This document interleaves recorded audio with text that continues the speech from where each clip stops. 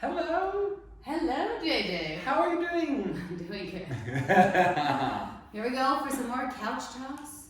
Although we're going to call them coach talks. Coach Couch. Coach couch talks. You can put your comments in. All right. What are we talking about today? Well, in lieu of the summertime, and hopefully this is like one of the first summers in the past couple years that you've been able to take some time off work, get out of your pandemic home, take a little vacation, so that you step away from the routine that you've been in and maybe plan out the rest of the year by setting some goals for yourself as we enter into the fall and finishing up the year.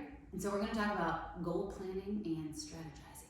Absolutely. I mean, I think a lot of my clients have had that. Like, I've literally trained 2 people today who just got back from vacation, and they're like, oh my God, I haven't had like a full 2-week vacation in years. And they're like super relaxed. They're in a really great mindset, like a really great frame of mind. And then they're like, but I want to figure out like what's next. Like, I was on the beach, I felt strong, I felt good about my body, but I felt like I'm lacking like some direction in what I'm doing. And so we're starting to go through like more formal goal planning or goal brainstorming process.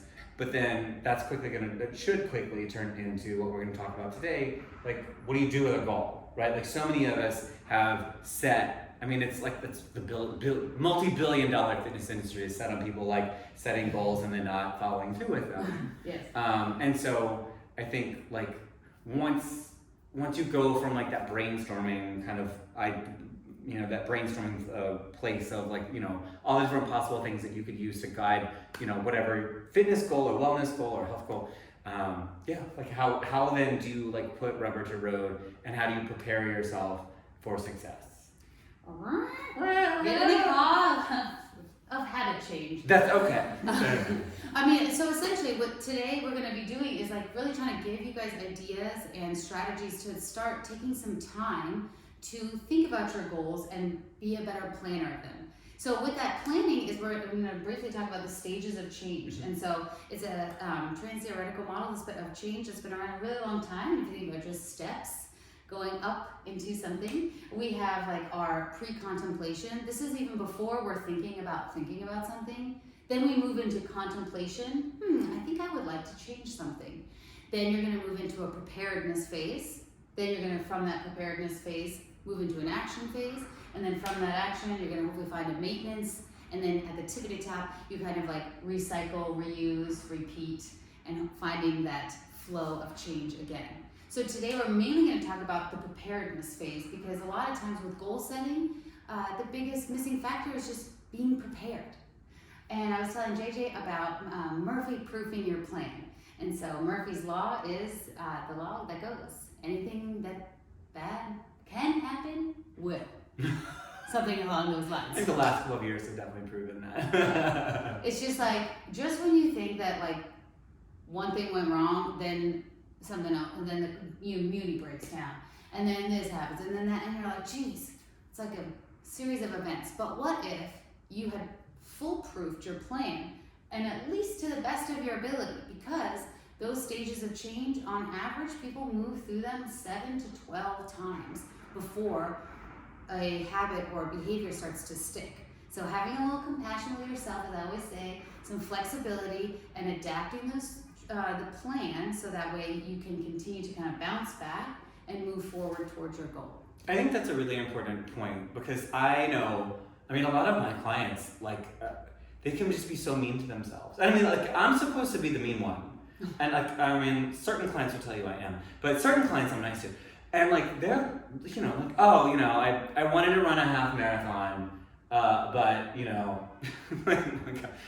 one of my clients decided to start running in Chicago in winter. Like, that, in retrospect, that wasn't like the greatest goal, because you can't run outside in snow, right? So, or like, I've had clients in New York who are like, oh, we set these big running goals, and then like the weather does not support that, right? And they don't have access to it. So it's like, yeah, in like the pre-planning phase and the brainstorming phase, it made sense. But then in the preparedness phase, it doesn't make sense. So, there's like, let's remove faults of past failures from it. Because I know, Morgan, we were talking about how like we learn a lot from failing a goal. Like, now we learn a lot. Like, oh yeah, Maybe the winter in Chicago is not the best time to start a running, practice, because we can learn a lot from that. So, absolutely.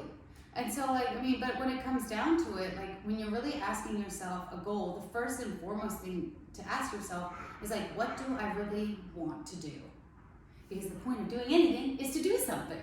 So ask yourself what you want to do, and then ask yourself over and over again, what is it that I really want to do? Is it just fit into these pair of jeans? No, I want to feel stronger. Okay, so when we start to peel back the layers of what is it exactly that you want to do? And that's why part of this goal strategy is taking your time, and maybe you write something down one day and then come back to it and keep coming back to it. Because if you're going to make a really long-term sustainable change, you want to make sure that it's something that you actually want to do. This sounds like a no-brainer, but it isn't.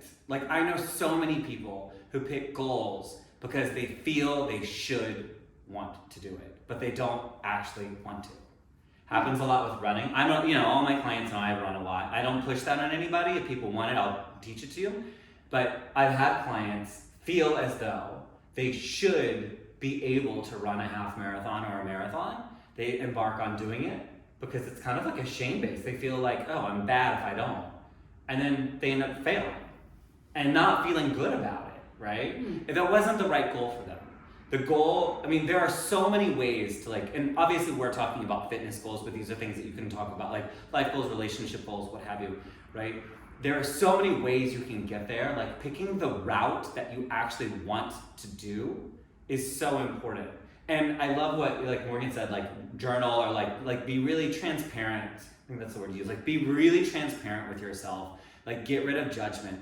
I have a client who it took us a while to really uncover why this client wanted to be a runner, why he wanted to run a half marathon and then a full marathon. And you know what it came out to be? Pride. He wanted to be able to tell his family that he could do it. And he liked the positive reinforcement he got from people he respected when he did it. That is a perfectly acceptable goal. But that will get you 26 miles, right? Yeah. And there's nothing wrong with that. That's why I ran 13 miles this weekend, and I did it just so I could post on Instagram because I know people will see it and be like, oh my God, Juju, you're such a good runner. There's nothing wrong with that. I like running too. But anyway, So transparency, there's no such thing. Get rid of judgment, right? Just know yourself. Absolutely. And try to pick goals based off of that. I would say that could be a blanket statement for anything, allowing it's very easy for others, people's or societies or all sorts of values to get projected onto us and make us believe that that's what we should or should not do. But when we come down to it, and asking ourselves, what do I really want? And some of the 2 questions you can ask yourself is, how important is this to me? On a 1 to 10 scale. And just be really honest with yourself. And even maybe in the beginning, you might say, well, it's a 9. But as you're peeling back your own layers and how important really is it? It might change, it might not. The second question is, how confident are you that you have the ability to do this task? So if you've never run a half marathon before, do you have a trainer that is, that specializes in running and it can write you a great program and also help support you on all the extracurricular activities that need to go along with running, because it's not just running. But really setting yourself up. And so do I also feel that I have that capability and that I have that availability? And asking yourself those 2 questions, because you might notice that one is on one side of the spectrum and the other is not, vice versa. And both of those can also just help you with planning.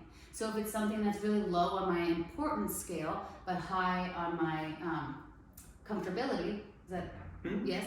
Then, or my ability to do it, then I might also be does this goal actually fit? Do I need to change the importance level? So essentially, not only am I able to do it, but find something that actually feels like you care about.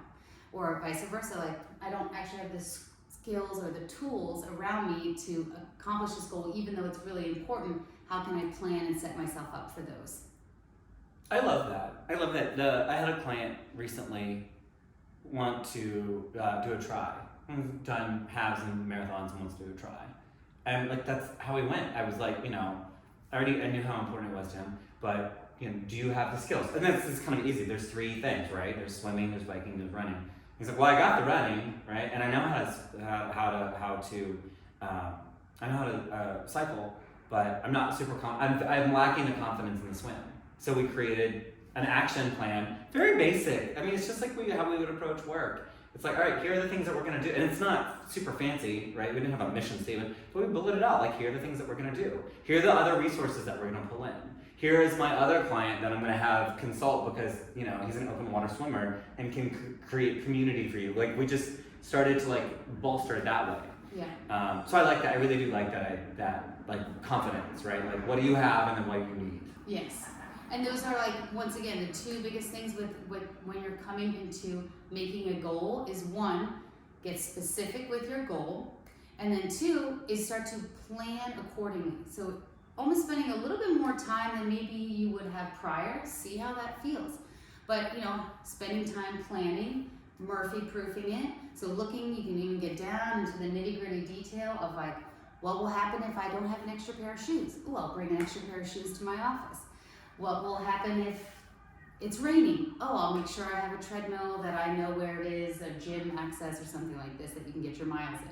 So you can get down to the nitty gritty to foolproof your plan. But once again, as long as it's something that really is important to you and that you're confident you can do it and that you actually even want to do it. And when you know, I think about just like listening to your internal awareness and having kind of that mindfulness or quietness, even like closing your eyes and asking yourself like, what is it that I really want? And feel yourself having it. What does that feel like? What does it look like? Really start to embody it.